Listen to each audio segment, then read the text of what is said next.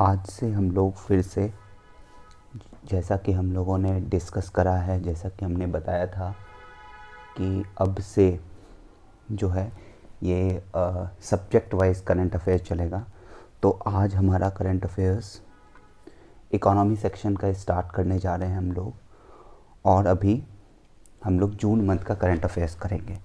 मतलब सिलसिला ऐसा होगा कि जून मंथ से स्टार्ट करेंगे करंट अफेयर्स। फॉर एग्ज़ाम्पल पहले इकोनॉमी का कवर करेंगे, उसके बाद ऐसे ऐसे करके दूसरे दूसरे सब्जेक्ट्स का भी ख़त्म करते जाएंगे। तो ये बात आपको ध्यान में रखना है। और एक चीज़, जैसा कि हम लोग पहले प्रीवियस ईयर्स क्वेश्चन सॉल्व कर रहे थे, अब क्योंकि टाइम बहुत कम है और इसलिए प्रीवियस ईयर्स क्वेश्चंस को अभी कुछ समय तक आप लोग खुद से सॉल्व करना। जैसे जैसे मैं यहाँ पे टॉपिक्स पढ़ा रहा हूँ वैसे वैसे आप लोग इससे रिलेटेड एमसीक्यूज़ भी सॉल्व करना। आप लोगों को मैंने सोर्सेस और अलग अलग कैसे कैसे सोर्सेस तो बात की बात है, बट मैंने बताया है कि कहाँ से आप एमसीक्यूज़ करंट अफेयर्स का मंथ वाइज और उसमें भी सब्जेक्ट वाइज कहाँ से कर सकते हो। तो ये सब चीज़ पहले ही मैंने डिस्कस कर दिया है आप लोग से, ठीक है। तो अब हम लोग स्टार्ट करते हैं इकोनॉमी का करंट अफेयर्स जून मंथ का। देखो, पहला टॉपिक है कि 4 इयर्स ऑफ जीएसटी हो गया। तो हमें समझना है जीएसटी है क्या। जीएसटी आपका multi stage destination based tax है। देखो, सेशन बहुत शॉर्ट होगा क्योंकि टाइम बहुत कम है और बहुत ही ज़्यादा प्रीलिम्स ओरिएंटेड होंगे इस क्लासेस। तो एक एक चीज़ पे आप लोग आगे से ध्यान देना। चलो देखो, मल्टी स्टेज है, डेस्टिनेशन बेस्ड टैक्स है जीएसटी। अब यहाँ पे क्या क्वेश्चन आ सकता है कि जीएसटी में क्या क्या कवर्ड है, क्या क्या कवर्ड नहीं है। ये देखो, टैक्सेस जो जीएसटी के अंदर कवर्ड है यहाँ पे मेंशन करा हुआ है। कोई ऑप्शन नहीं है, आपको याद करना होगा। यहाँ पे मैंने कुछ कोशिश करा हुआ है कि थोड़ा सा पैटर्न टाइप का आपको दिखे। देखो यहाँ पे एक्साइज दिख रहा होगा आपको। ये सेंट्रल टैक्सेस हैं जो कि जीएसटी में सबस्यूम कर लिया गया। यहाँ पे देखो सेल्स टैक्स दिख रहा होगा।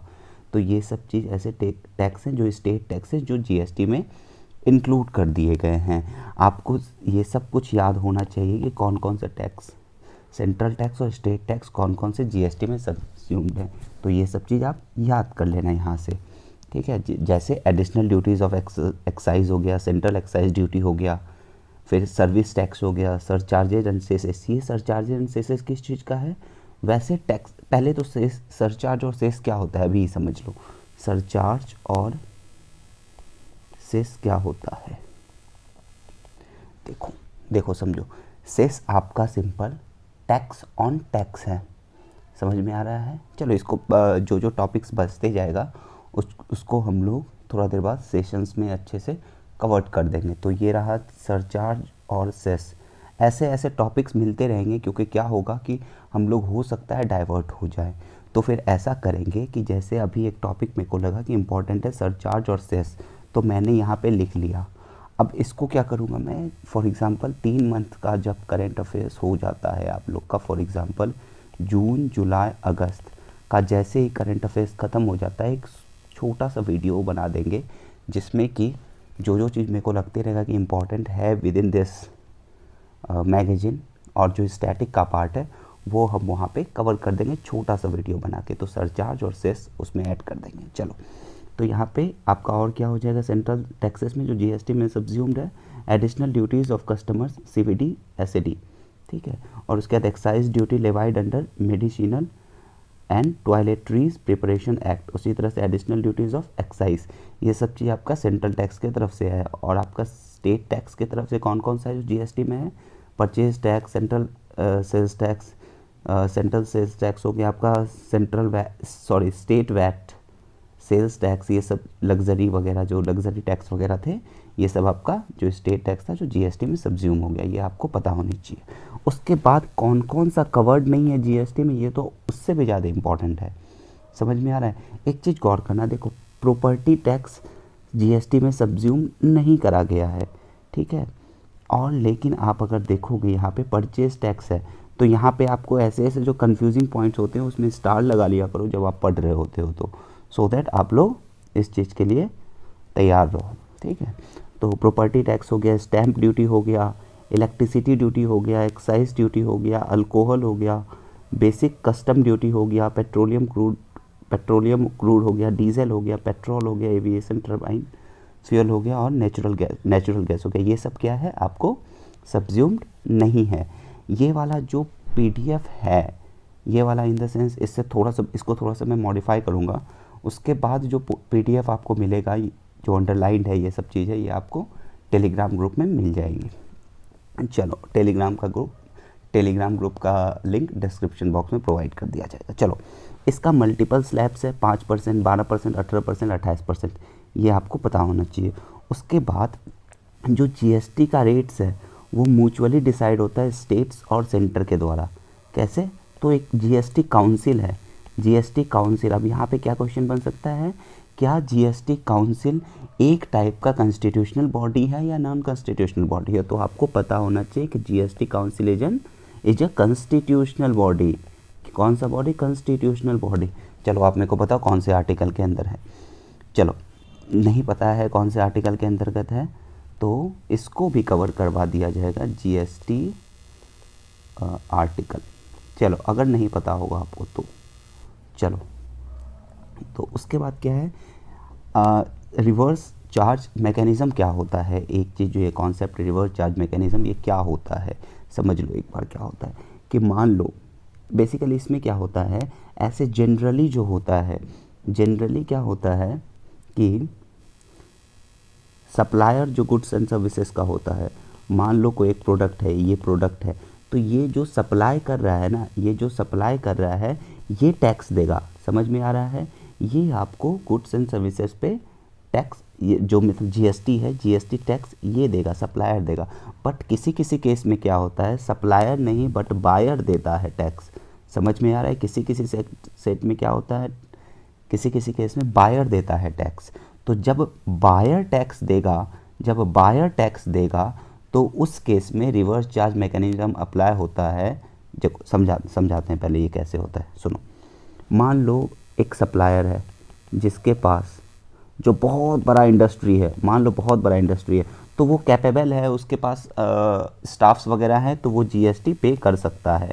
बट मान लो एक सप्लायर के रूप में छोटा दिया बनाने वाला कोई दिया बनाने वाले जो घर में जैसे लोकल प्रोडक्ट बनाने वाले आदमी हैं, जैसे ट्राइब्स हो गए, फॉर एग्जांपल ट्राइब्स हो गए और वो ट्राइब्स दिया बनाती है मान लो, तो इसके पास हो सकता है उतने स्टाफ्स नहीं हो, उतने आदमी नहीं हो जो कि आपको जीएसटी वगैरह कलेक्ट कर सकें, जीएसटी वगैरह के बारे में समझ हो और जीएसटी आपका दे सकें। तो इस केस में क्या होता है, जो यहाँ से सामान खरीदेगा, जो बायर सामान खरीदेगा, तो बायर यहाँ पे आपको क्या करेगा, इसके बदले जीएसटी प्रोवाइड करेगा। ठीक है, तो यही है रिवर्स चार्ज मैकेनिज्म। मतलब क्या कि नॉर्मल केस में सप्लायर को जीएसटी चार्ज होता है, बट बायर जब आपका बायर को चार्ज होता है जीएसटी, तो वहाँ पे रिवर्स चार्ज मैकेनिज्म का प्रिंसिपल है। देखो, the GST has to be typically paid by, यही चीज़ लिखा हुआ है जो मैंने आपको बताया। ठीक है, तो ये सब आप देख लेना। चलो, हाँ चलो देखो, ये सब हो गया आपका। उसके बाद अगर आपको देखना होगा एडवांटेज, अब ये सब चीज़ आप लोग देख सकते हो, मेंस पॉइंट ऑफ व्यू से भी बहुत इंपॉर्टेंट रहता है ये टॉपिक। हाँ, अब आपको पता होना चाहिए जीएसटी डे किस दिन सेलिब्रेट होता है, तो जुलाई 1 को सेलिब्रेट होता है। क्यों? क्योंकि इसी दिन तो रोल आउट हुआ था जीएसटी, इसी दिन से स्टार्ट हुआ था ना रोल आउट, जुलाई 1, 2017 से। चलो, उसके बाद direct monetisation of the fiscal deficit समझ लो। देखो, पहले डायरेक्ट मोनेटाइजेशन समझने से पहले अलग अलग टाइप का डेफिसिट समझ लो। पहले तो समझो डेफिसिट होता क्या है। डेफिसिट होता क्या है? डेफिसिट आपका वो चीज़ है जब आप लोग, फॉर एग्जांपल आपका घर है, आप हाउस होल्ड आदमी हो, आपका घर है, घर में कोई पैसा कहीं से आता है तो कहीं से पैसा जाता है, आप कुछ कहीं से अर्न करते हो तो कहीं पे खर्च भी करते हो, स्पेंड भी करते हो। जब आपका अर्निंग ज़्यादा होता है आपके एक्सपेंडिचर से, या स्पेंड जितना करते हो आप, ठीक है, स्पेंड जितना करते हो आप, जब जब अर्निंग आपका ज़्यादा होता है आपके एक्सपेंडिचर से, या स्पेंड जो यहाँ पे लिखे इसको एक्सपेंडिचर मान लो, एक्सपेंडिचर से, तो इन दिस केस आप सरप्लस में हो, आप सरप्लस में हो। बट कभी कभी ऐसा हो जाता है कि आपका एक्सपेंडिचर ज़्यादा हो जाता है अर्निंग से, ठीक है, तो इस समय आप डेफिसिट में हो। इसी तरह से कंट्री में भी ऐसा हो सकता है सिचुएशन कि कभी कभी कंट्री का जो कलेक्शन ऑफ टैक्सेस है, या जो उनकी रेवेन्यू जो जनरेट हो रही है अलग अलग तरह से, वो कभी कभी हो सकता है कम पड़ जाए as compare to the expenditure, तो वहाँ पे फिस्कल डेफिसिट होता है। इस चीज़ को याद रखना, फिस्कल डेफिसिट तभी होगा जब एक्सपेंडिचर वाला पार्ट ज़्यादा होगा एज़ कम्पेयर टू रिसिप्ट्स वाले पार्ट्स, ठीक है। चलो ये समझ गए।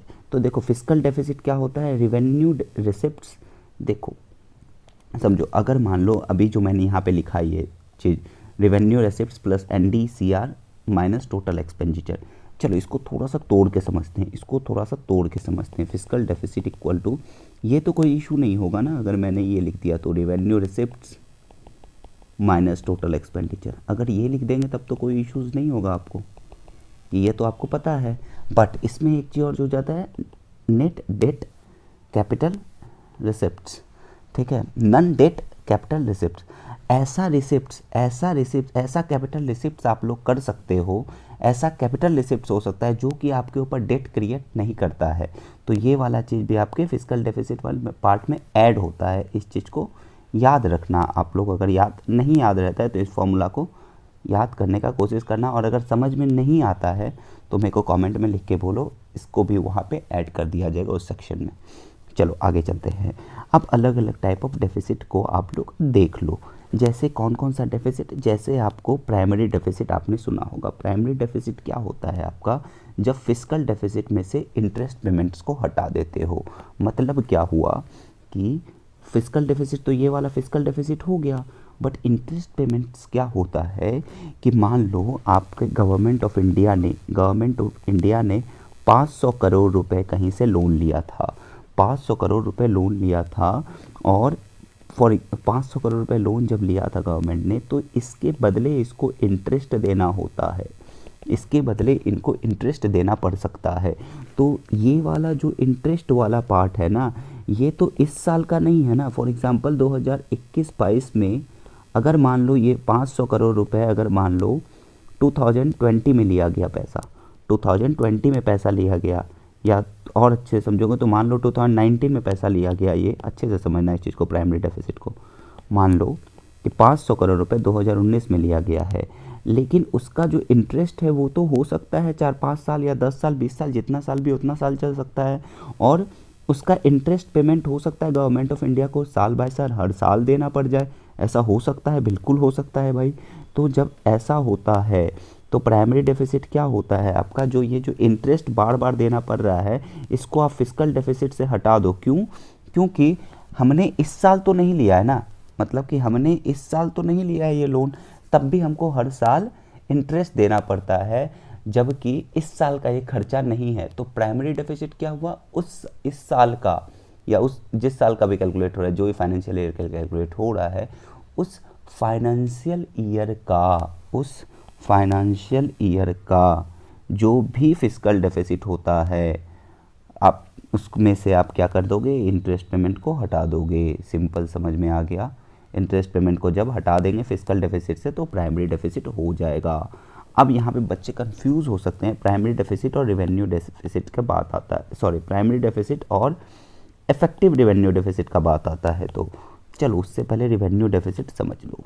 रेवेन्यू डेफिसिट क्या होता है, देखो हमने पहले भी लेक्चर में बताया है अलग अलग चीज़ की, कैपिटल एक्सपेंडिचर क्या होता है। जिसने नहीं देखा है वो पहला वाला लेक्चर पहला दूसरा वाला या कोई लेक्चर होगा इकोनॉमी का, नवंबर या दिसंबर के करंट अफेयर्स में मैंने बताया था। कैपिटल एक्सपेंडिचर बहुत अच्छे से मैंने एक्सप्लेन किया। Revenue expenditure, capital expenditure, revenue expenditure, capital receipts, revenue receipts क्या होते हैं, बहुत अच्छे से एक्सप्लेन करा है मैंने उसमें। तो इसमें रिवेन्यू रिसिप्ट्स में क्या होगा, revenue expenditure minus revenue receipts, ठीक है, ये चीज़ आपको पता होना चाहिए। लेकिन इफेक्टिव रिवेन्यू डेफिसिट क्या होगा, ये होगा revenue deficit minus grants for creation of capital assets. ये क्या हो गया, मतलब मान लो इफेक्टिवली आप देख रहे हो कि रिवेन्यू डेफिसिट कितना हुआ। ऑल्दो ये रिवेन्यू डेफिसिट अगर ग्रांट्स, फॉर एग्जांपल एक चीज़ समझ के देखो, अगर मान लो गवर्नमेंट ऑफ इंडिया ने किसी भी एक स्टेट को ग्रांट दिया है, किसी भी एक स्टेट को ग्रांट दिया है, मतलब कि फ्री का तो एक कहना थोड़ा सा सही नहीं रहेगा, मतलब अगर मान लो ग्रांट दिया है किसी भी स्टेट को, तो ये गवर्नमेंट ऑफ इंडिया के लिए तो रिवेन्यू है ना, रिवेन्यू वाला पार्ट है, ये वापस से इंडिया गवर्नमेंट ऑफ इंडिया के पास नहीं आएगा, तो ये क्या हो गया, रिवेन्यू एक्सपेंडिचर का पार्ट है। चलो थोड़ा सा शॉर्ट में बताए थे, रिवेन्यू एक्सपेंडिचर होता है तुम्हारा जो, चलो शॉर्ट में क्या ही बताएं, आप प्लीज़ एक बार देख लेना वो वीडियो, बहुत टाइम लेके मैंने उसको समझाया है, अगर समझ लो तो बहुत अच्छा रहेगा।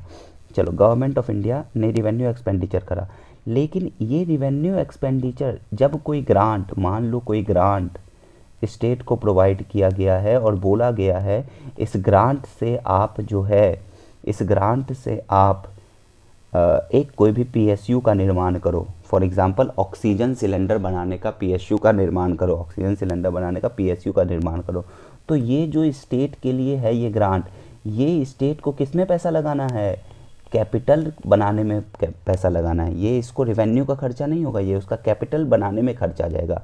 तो वैसे ग्रांट्स जो कि गवर्नमेंट ऑफ इंडिया के द्वारा स्टेट को दिए जाते हैं या कहीं किसी को दिए जाते हैं, स्टेट को जो दिए जाते हैं फॉर क्रिएटिंग कैपिटल, ये वाला चीज़ कैपिटल एसेट्स, जब इस वाले ग्रांट को आप माइनस करते हो रिवेन्यू डेफिसिट से, तो वो है इफेक्टिव रिवेन्यू डेफिसिट। क्यों? क्योंकि इफेक्टिवली यहाँ पे रिवेन्यू डेफिसिट से जब ये वाला जो ग्रांट है ये तो कहीं ना कहीं कैपिटल एसेट क्रिएट कर रहा है, तो ये रिवेन्यू वाला पार्ट तो है नहीं अगर इफेक्टिव वे में देखो, क्योंकि कहीं ना कहीं तो ये चीज़ कैपिटल क्रिएट हो रहा है, तो रिवेन्यू डेफिसिट मतलब और माइनस ये वाला ग्रांट, ये आपका क्या हो जाएगा, इफेक्टिव रिवेन्यू डेफिसिट। समझ में आया? चलो बहुत अच्छी बात है। उसके बाद यहाँ पे क्या करना है, मोनेटाइजेशन ऑफ फिस्कल डेफिसिट क्या होता है, सिंपल समझ लो मोनेटाइजेशन के बारे में, मोनेटाइजेशन ऑफ फिस्कल डेफिसिट के बारे में, कि जब आरबीआई जो है गवर्नमेंट ऑफ इंडिया को, देखो गवर्नमेंट ऑफ इंडिया को आरबीआई बहुत तरह से पैसा दे सकती है, ठीक है। बेसिकली मोनेटाइजेशन क्या होता है ऑफ फिस्कल डेफिसिट, जब आरबीआई मनी को प्रिंट करती है मनी को, सो दैट ये मनी को प्रिंट करके गवर्नमेंट ऑफ इंडिया को प्रोवाइड कर दे, तो इसको बोलते हैं मोनेटाइजेशन ऑफ डेफिसिट या मोनेटाइजेशन ऑफ फिस्कल डेफिसिट। जब आरबीआई प्रिंट करती है मनी और गवर्नमेंट ऑफ इंडिया को दे देती है, अब जब गवर्नमेंट ऑफ इंडिया को दे देती है तो गवर्नमेंट ऑफ इंडिया को भी कुछ देना होगा, मनी ऐसे बनाते रहेंगे तो इश्यूज हो सकता है, तो उसके बदला गवर्नमेंट ऑफ इंडिया को भी कुछ देना होगा। देखो दो तरह का होता है, एक होता है इनडायरेक्ट मोनेटाइजेशन, एक होता है डायरेक्ट मोनेटाइजेशन।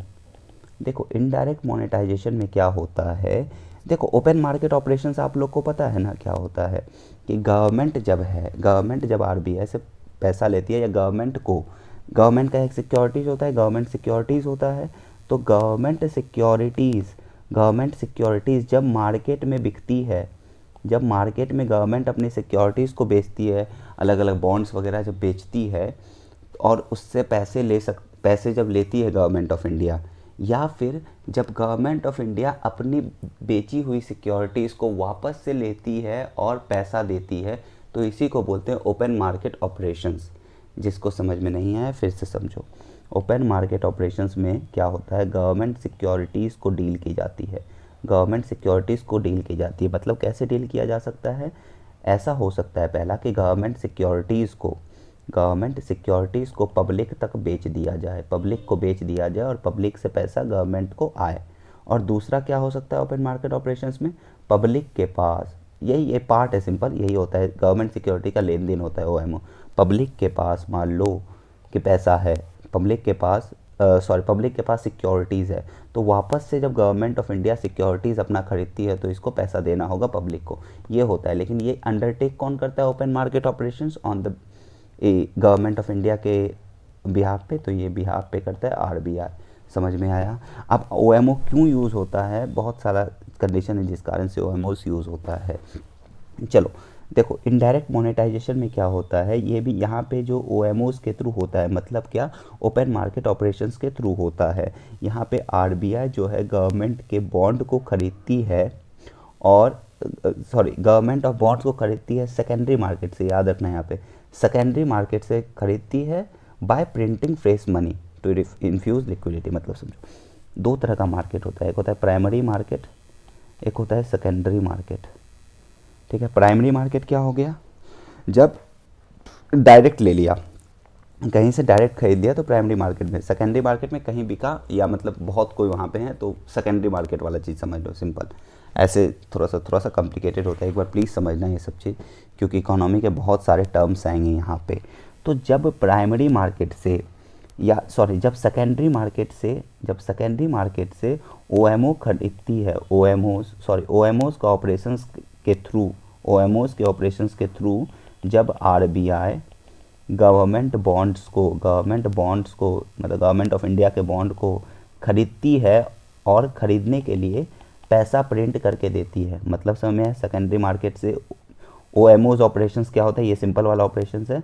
तो RBI, सिंपल वाला नहीं, ये वाला ऑपरेशंस है, जब RBI सेकेंडरी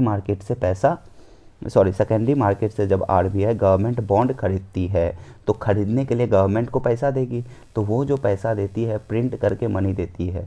तो जब सेकेंडरी मार्केट से उठाई ना, जब सेकेंडरी मार्केट से RBI ने गवर्नमेंट बॉन्ड उठाया तो उस टाइप के मोनेटाइजेशन को इनडायरेक्ट मोनेटाइजेशन बोलते थे। लेकिन यही चीज़ जब प्राइमरी मार्केट से करेगी, प्राइमरी मतलब क्या, डायरेक्ट करना, डायरेक्ट डील करना। तो जब RBI डायरेक्ट परचेज करेगी government bonds in primary market by printing money to finance the spending needs of the government, तो इस केस में क्या होगा भाई, इस केस में आपका डायरेक्ट मोनेटाइजेशन है। आपको ये चीज़ पता होना चाहिए, ठीक है।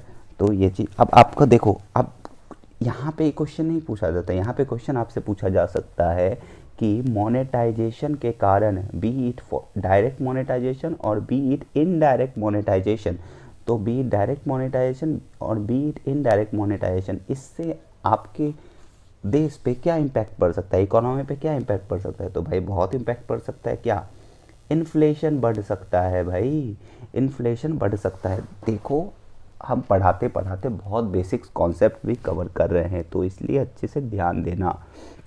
इन्फ्लेशन कैसे बढ़ेगा भाई, तो मोनेटाइजेशन से आप तुरंत में बोल दोगे कि मोनेटाइजेशन हुआ, तो मोनेटाइजेशन होने से पैसा प्रिंट करना पड़ा। अब पैसा प्रिंट करना पड़ा तो पैसा जैसे ही प्रिंट करेगा तो पैसा मार्केट में बढ़ेगा, पैसा मार्केट में बढ़ा। अब पैसा मार्केट में बढ़ा तो मार्केट में पैसा जैसे ही बढ़ेगा तो पैसा का वैल्यू कम गया, तो इस कारण से क्या हो गया, इन्फ्लेशन बढ़ गया। समझ में आया, मोनेटाइजेशन होने से प्रिंट हुआ मनी, प्रिंट मनी होने से मार्केट में ज़्यादा पैसा आया, मार्केट में ज़्यादा पैसा आएगा तो उससे क्या होगा, तो उससे हमारा इन्फ्लेशन बढ़ेगा। जनरली ऐसा हो सकता है। दूसरा, डेप्रीसिएशन हो सकता है of currency, depreciation of currencies हो सकता है। यही चीज़ कि करेंसीज अगर नोट्स बहुत ज़्यादा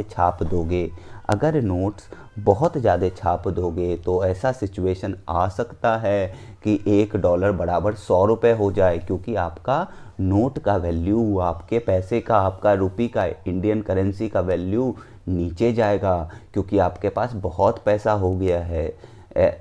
समझ में आ रहा है। चलो, तो ये दोनों चीज़ आपने पता होना चाहिए कि डेप्रिसिएशन और इन्फ्लेशन बढ़ेगा और डेप्रिसिएशन भी बढ़ेगा। इसके अलावा भी बहुत कुछ हो सकता है, बट यहाँ पे आपको ये चीज़ ध्यान रखना है। चलो, तो ये सब देख लेना जो हमने बताया है उस टाइप से, शायद यहाँ पे आपको सेंट्रल बैंक प्रिंसिपल, तो ये सब चीज़ आपको कवर हो जाएगा। तो यहाँ पे देखो यही चीज़ लिखा हुआ है, इंक्रीज़ करेगा टोटल मनी सप्लाई। चलो ठीक है। डायरेक्ट मोनेटाइजेशन को कभी कभी हेलीकॉप्टर मनी भी बोलते हैं। हेलीकॉप्टर मनी क्या होता है, सुनो। जब इकोनॉमी क्राइसिस होता है किसी भी कंट्री में, तो इकोनॉमी को बूस्ट करने के लिए सरकार, गवर्नमेंट और सेंट्रल बैंक सब मिल के क्या करती है ना, ये जो है मार्केट में पैसा पंपिंग करती है, मार्केट में पैसा देती है डायरेक्टली और इनडायरेक्टली। हेलीकॉप्टर मनी के केस में तो डायरेक्टली भी हो सकता है। तो मतलब पैसा पंपिंग करती है मार्केट में। इससे क्या होगा, अगर पैसा पैसा मार्केट में ज़्यादा है, पैसा मार्केट में ज़्यादा है तो आदमी ज़्यादा सामान खरीदेगा। फॉर एग्जांपल अगर सबके हाथ में 500-500 रुपये ऐसे ही आप दे दो तो वो 500-500 रुपये का क्या करेगा, आदमी जाके सामान खरीदेगा। अब आदमी जाके सामान अगर खरीदेगा, मान लो 500 रुपये है, आदमी जाके 500 रुपये का सामान खरीदा, तो जब 500 रुपये का सामान खरीदेगा तो ये 500 रुपये का सामान बनाने के लिए रोज़गार मिलेगा। बनाने के लिए क्या दिया जाएगा, रोज़गार दिया जा सकता है। तो जब डिमांड होगा तभी तो सप्लाई होगा। 500 रुपये दे दिए तो डिमांड क्रिएट हो रहा है मार्केट में। जब डिमांड क्रिएट होगा भाई तो क्या होगा, इससे तो आपका सप्लाई भी बढ़ाना होगा। जब सप्लाई बढ़ाओगे तो फिर से आपका इकोनॉमी बूस्ट करना स्टार्ट हो जाएगा। समझ में आया? इसलिए पैसा इकोनॉमी में दिया जाता है। आपके पास सबसे बड़ा एग्जांपल है पेंडेमिक के टाइम पे आप लोग देखते होंगे कि गवर्नमेंट ऑफ इंडिया ने इतना पैसा खर्चा करा, इतना पैसा, इतना परसेंटेज ऑफ जीडीपी खर्चा करा। क्यों?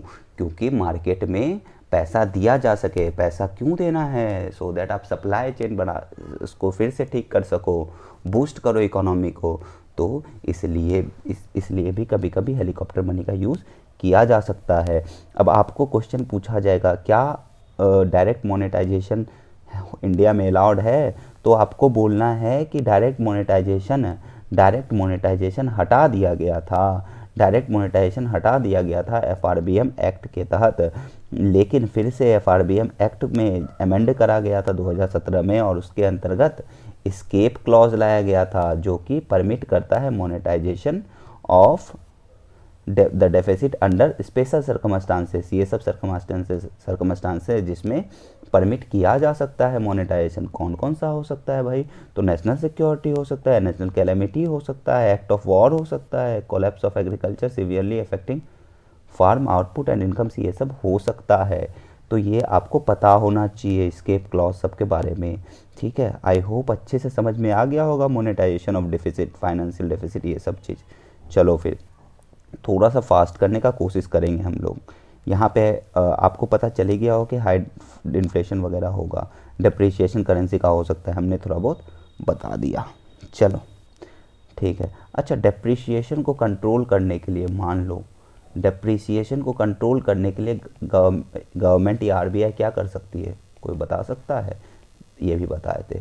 डिप्रिसिएशन को कंट्रोल करने के लिए आरबीआई क्या कर सकते हैं? डिप्रिसिएशन मतलब क्या हुआ? मतलब ये हुआ, डिप्रिसिएशन कैसे आएगा? पहले ये रूपी जो है जब कमज़ोर पड़ जाता है एज़ कम्पेयर टू डॉलर, जब रूपी कमज़ोर पड़ जाता है एज़ कम्पेयर टू डॉलर तभी होता है डिप्रिसिएशन। तो ऐसा करो मार्केट में डॉलर पंप इन कर दो, मार्केट में डॉलर बहुत ज़्यादा दे दो। अब मार्केट में अगर डॉलर पंप इन कर दोगे तो क्या होगा, मार्केट में डॉलर भी बढ़े रहेगा, रूपी भी बढ़े रहेगा, तो कहीं ना कहीं वो चीज़ डिप्रिसिएशन उसको संभाल लेगा। क्योंकि डॉलर को भी जब पंप इन कर दोगे मार्केट में तो कहीं ना कहीं आपका वो बैलेंस हो जाएगा करेंसी। ठीक है, लेकिन अब डॉलर को पंप इन करने के लिए मार्केट में आरबीआई को बहुत ज़्यादा फॉरेक्स रिजर्व्स अपना खर्चा करना पड़ेगा। समझ में आ रहा है? और फॉरेक्स रिजर्व्स हमारे पास बहुत लिमिटेड है, ऑल्दो अभी बहुत ज़्यादा है, बट तब भी वो कहीं ना कहीं फाइनेंशियल क्राइसिस अगर कभी इन फ्यूचर आता है या बैलेंस ऑफ पेमेंट कुछ भी अगर क्राइसिस या कुछ भी इशूज़ होता है तो उसमें हेल्प करता है हमारा। और अगर फॉरेक्स रिजर्व सबके सब ख़त्म कर दोगे तो बैलेंस ऑफ पेमेंट्स की क्राइसिस आ सकती है। ठीक है, चलो आगे। Global minimum corporate tax rate समझ लो। देखो क्या होता है ना, बहुत सारे केस में ऐसा होता है कि मान लो इंडिया है और मान लो यहाँ पे केमन आइलैंड है, इंडिया है ये और केमन आइलैंड है, मान लो ऐसा हो सकता है। कोई भी दूसरी कंट्री भी आप एग्जांपल ले लो, this is just an example, कि अगर मान लो इंडिया में 25% टैक्स है कॉर्पोरेट में, अगर मान लो फॉर इंस्टांस मान लो 25% टैक्स है, केमन आइलैंड में मान लो 5% टैक्स है कॉर्पोरेट पे, तो क्या होता है ना कि कंपनी तो यहाँ पे हाउस्ड है, कंपनी प्रॉफिट यहाँ पे कमा रही है, लेकिन वो क्या दिखाएगी प्रॉफिट, किसी न किसी तरह से करके केमन आइलैंड में दिखाएगी प्रॉफिट। तो उससे क्या होगा कि इंडिया में अगर वही कंपनी प्रॉफिट दिखाती तो उसको 25% टैक्स देना पड़ता, लेकिन केमन आइलैंड में अगर वो कंपनी अगर अपना दिखा रही है प्रॉफिट तो उसको 5% टैक्स देना होता है। तो इसको बोलते हैं base erosion and profit shifting, क्योंकि बेस को इरोड करा दिया गया और प्रॉफिट को शिफ्ट करा दिया गया। समझ में आया क्या बोलें? बेस इरोजन, प्रॉफिट शिफ्टिंग इसको बोला जा सकता है। थोड़ा सा डिफरेंट भी हो सकता है वो, बट हम आपको समझाने के लिए बता रहे हैं simple. Base erosion, profit shifting ये होता है। तो इस चीज़ को, ये बहुत बड़ा कंसर्न है वर्ल्ड वाइड। तो इस चीज़ को कंट्रोल करने के लिए, इस चीज़ को संभालने के लिए क्या हुआ है, अलग अलग कंट्री चाहती है कि एक मिनिमम कॉरपोरेट टैक्स हो, एक मिनिमम कॉरपोरेट टैक्स हो। फॉर एग्जांपल 15% का टैक्स हो कि कोई भी एमएनसी कहीं पे भी काम करे, कहीं पे भी नौकरी करे, तो आपको 15% का टैक्स देना होगा। यही है मिनिमम कॉरपोरेट टैक्स। तो वही बोला गया है कि G7 कंट्रीज़ ने, G7 नेशन ने एक banking reach the landmark accord on banking a global minimum corporate tax of at least 15%। मतलब आप चाहे यहाँ पे रहो, चाहे यहाँ पे काम करो, कहीं पे प्रॉफिट दिखाओ, अगर ग्लोबल एमएनसीज हो, ठीक है, तो आपको तो कम से कम 15% टैक्स देना ही पड़ेगा। समझ में आया? तो इस चीज़ को ध्यान रखना है। यहीं पे एग्जांपल के तौर पे बताया है। चलो हम यहाँ पे आपको समझाते हैं कि मान लो ए कंपनी है और बी कंपनी है, और ए कंपनी का एक कंट्री है यहाँ पे, और बी कंट्री है। फिर से समझना, देखो ए कंट्री है और बी कंट्री है। अब ए कंट्री में कोई भी कंपनी या एमएनसी का हेडक्वार्टर है, और लेकिन बी कंपनी में मान लो, यहाँ पे मान लो 20% रेट है, मान लो 20%, सिंपल हम तुमको समझा रहे हैं, 20% हटा दो, छोड़ो। देखो यहाँ पे मान लो, और 11% टैक्स है। बी कंट्री में 12% कॉर्पोरेट टैक्स है, और अपना कंपनी ने बी कंट्री में प्रॉफिट दिखाया। समझ में आया? बी कंट्री में प्रॉफिट दिखाया, तो 11% तो यहाँ पे टैक्स देना ही पड़ेगा।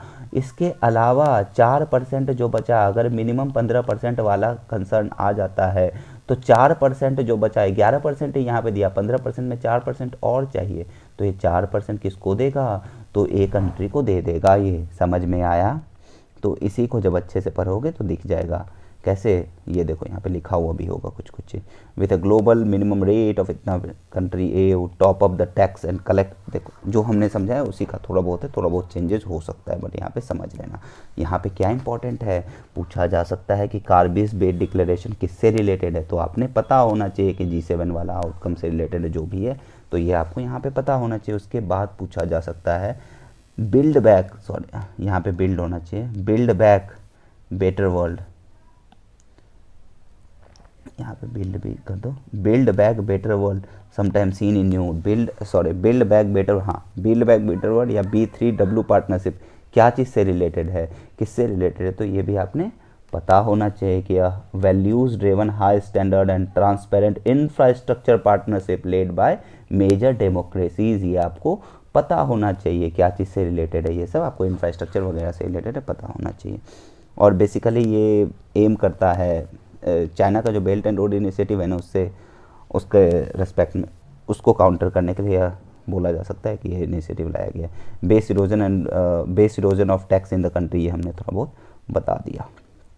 चलो यहाँ पे भी देख लेना, OECD और मिनिमम टैक्स का कुछ कंसर्न आया है कि OECD भी कुछ अपना ग्लोबल मिनिमम टैक्स सब के बारे में बात कर रहा है। हमने बता दिया अच्छे से, एक बार अगर इसको रीड आउट कर लोगे आप लोग तो आपके लिए अच्छा रहेगा। अंडरलाइन कर दिया है मैंने कुछ चीज़ को, तो ये सब कर सकते हो आप।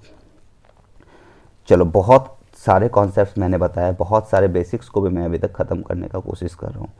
चलो माइक्रो फाइनेंस रेगुलेशंस देख लो, क्या होता है micro finance. Micro finance institutions पहले क्या होता है, माइक्रो फाइनेंस इंस्टीट्यूशन होता है जो छोटे छोटे सर्विसेज या छोटे छोटे फाइनेंशियल सर्विसेज, जो फाइनेंशियल सर्विसेज है वो पुअर और लो इनकम हाउस होल्ड्स को प्रोवाइड करते हैं। माइक्रो फाइनेंस, ठीक है, फाइनेंशियल सर्विसेज प्रोवाइड करते हैं, तो ये सब चीज़ से रिलेटेड है।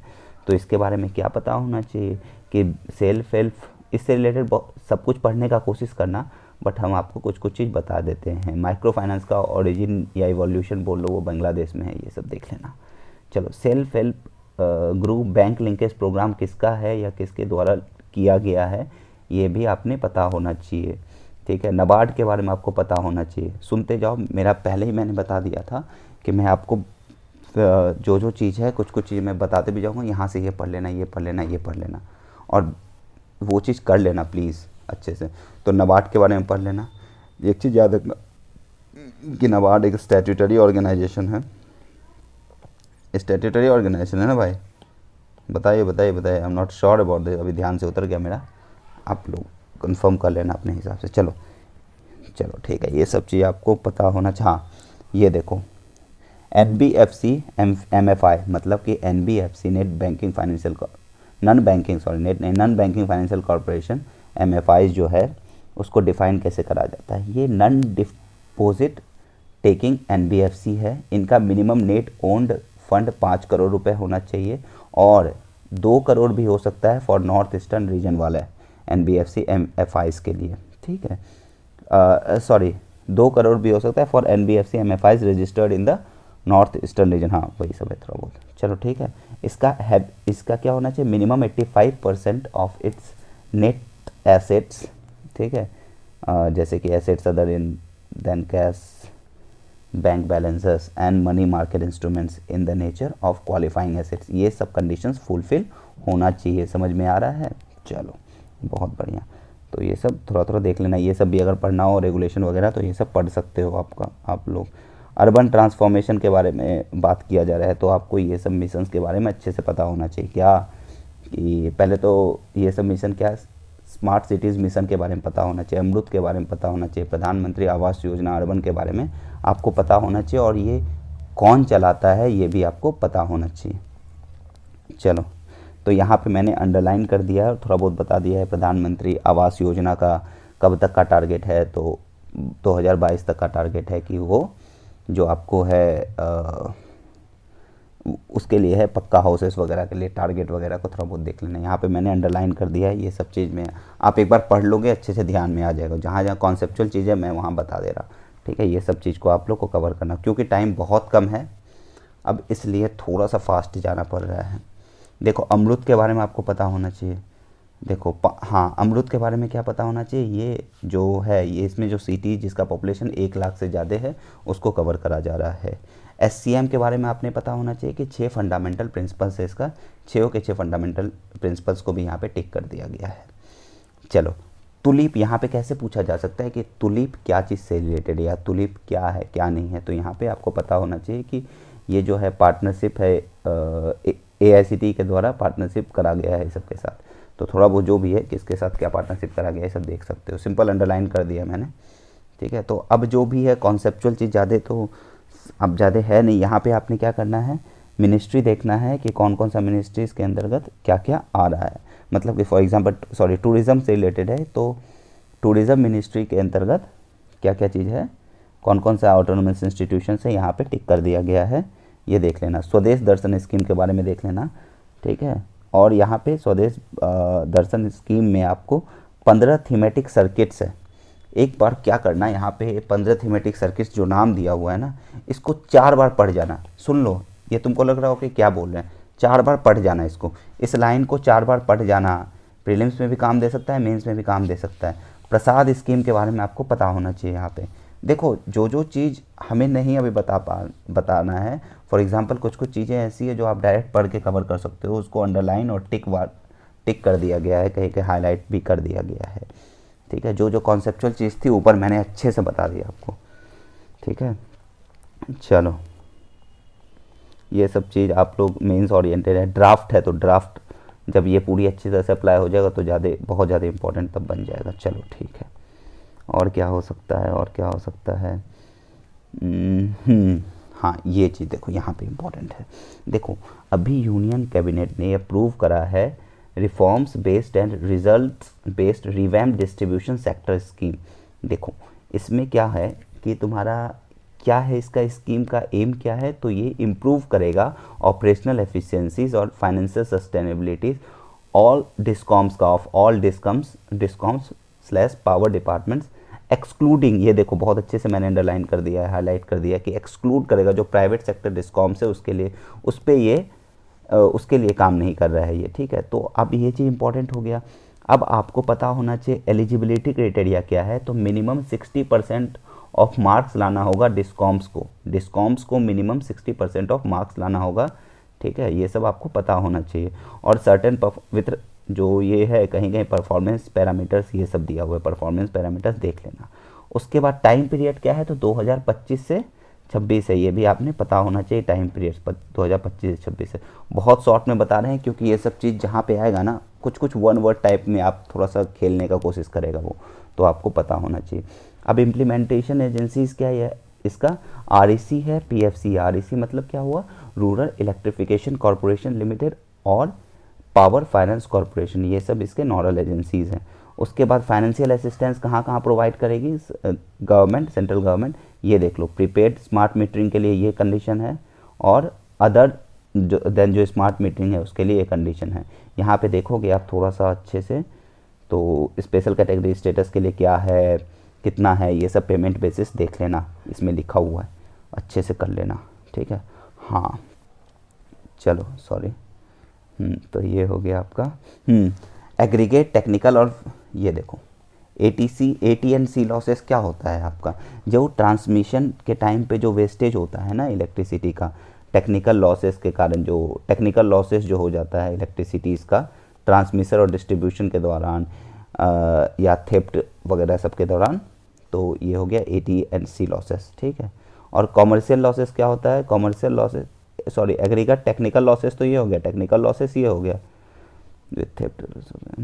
उसके बाद कॉमर्शियल लॉसेस क्या होगा, ये आपका failure to release revenues due to inefficient billing and collection of payment deficit, ये सब डिफ़ॉल्ट सॉरी, तो ये AT&C लॉसेस हो गया। अब देखो एग्रीकल्चर एक्सपोर्ट्स, हाँ इसमें क्या पता होना चाहिए, देखो इस टाइप का जब ग्राफ देखो ना आप लोग, तो एक ट्रेंड देखना, एक ट्रेंड देखने का कोशिश करना। जैसे कि आपको अगर क्वेश्चन यहाँ पे कैसे आ सकता है कि क्या एग्री एक्सपोर्ट्स 10 साल में लगातार बढ़े हैं, या 10 साल में लगातार कमे हैं, या 10 साल में कांस्टेंट हैं। तो आप देखोगे अगर पिछले 10 साल तक का दे दे, अगर मान लो पिछले 10 साल तक का दे दे, तो आप लोग देखोगे ट्रेंड में कि कहीं ऐसा एक तरह का ट्रेंड देखने को नहीं मिला है। फॉर एग्जांपल अगर 10 साल का बात करें तो अगर देखो कैसे, देखो यहाँ पे ट्रेंड आपको एक तरह का नहीं दिख रहा होगा, कभी कभी कमा भी है तो कभी कभी क्या हुआ है, कम के बढ़ा भी है एक्सपोर्ट्स, ठीक है। एक्सपोर्ट्स और इंपोर्ट्स के बारे में अगर देखोगे तो यहाँ पे देखो ये एक्सपोर्ट्स है और ये वाला चीज़ आपको इंपोर्ट्स के बारे में दिया हुआ है। तो 10 साल के या 5 साल 10 साल में अगर बोल दिया जाए कि एक्सपोर्ट क्या पूरी तरह से या एक ही तरह से कॉन्स्टेंटली इंक्रीज़ या डिक्रीज़ हुआ है, तो वो आपका स्टेटमेंट गलत हो सकता है अगर यहाँ वाले ग्राफ से रिस्पेक्ट में पूछेगा तो, ठीक है। फिर यहाँ पे एग्री एक्सपोर्ट्स में देखोगे कि कौन कौन सा एक्सपोर्ट प्रोडक्ट सबसे ज़्यादा हम लोग एक्सपोर्ट किए हैं 2020 और 21 में, तो आपको यहाँ पे दिखने को मिल जाएगा इस ग्राफ के दौरान।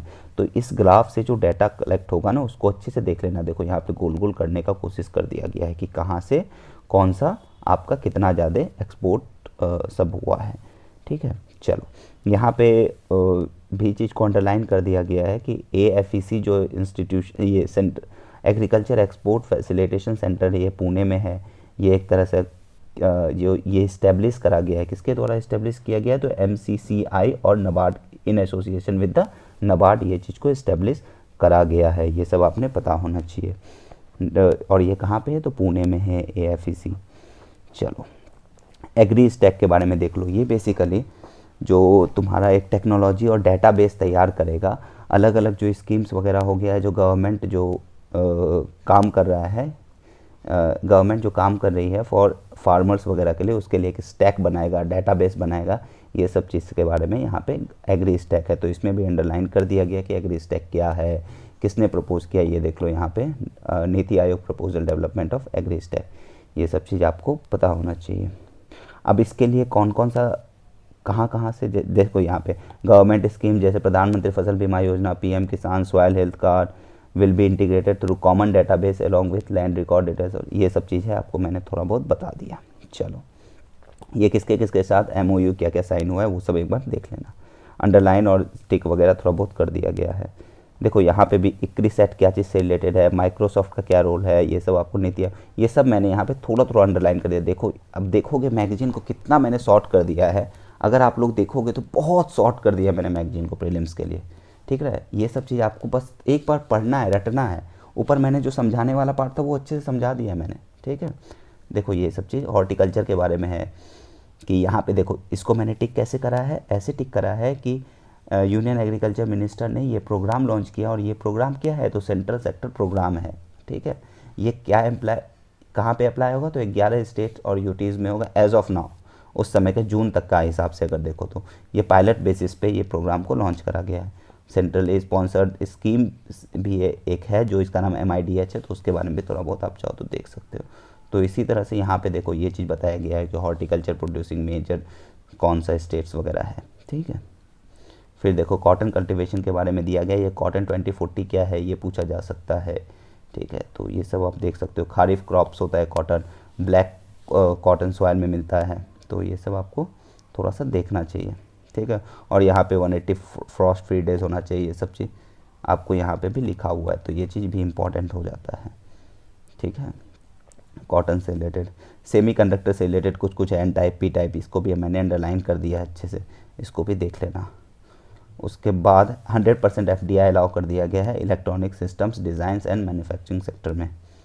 वन नेशन वन स्टैंडर्ड के बारे में बात किया गया है कि research design and standards organisation of Indian railways has became first institution to be declare standard developing organisation. अब एक टाइप का स्टैंडर्ड अगर पूरे वर्ल्ड में रहेगा या पूरे नेशन में रहेगा, किसी भी टाइप का स्टैंडर्ड हो वेट में, अलग अलग टाइप में स्टैंडर्ड हो सकता है, तो ऑब्वियसली जो चीज़ चल रहा होगा, जो सिस्टम चल रहा होगा उसके बेसिस से अच्छा रहेगा। इसलिए स्टैंडर्ड मेंटेन करना बहुत ज़रूरी है कोई भी एक पार्टिकुलर चीज़ का, ठीक है। जैसे इंडिया में कौन है जो स्टैंडर्ड्स बनाता है, फ्रेम करता है, तो BIS है। ये भी थोड़ा सा देख लें WTO TBT के बारे में। तो इस तरह से यहाँ पे सर्टिफाइंग एजेंसी मार्क कौन सा मार्क है और इसका सर्टिफाइंग एजेंसी क्या है यहाँ पे लिखा हुआ है आपका, ठीक है। देखो फिर से रूल्स है, रूल्स ड्राफ्ट है, तो इसको अगर आप पढ़ना चाहो तो पढ़ सकते हो, मेंस के लिए इंपॉर्टेंट हो सकता है। तो चलो मैंने थोड़ा बहुत इंपॉर्टेंट चीज़ बता दिया, कॉन्सेप्चुअल क्लैरिटी आपको स्टार्टिंग में दे दी अच्छे से, और टॉपिक्स बता दिया कौन कौन सा टॉपिक्स आपको कहाँ से पढ़ना है, कितना छोटा सा टॉपिक्स है।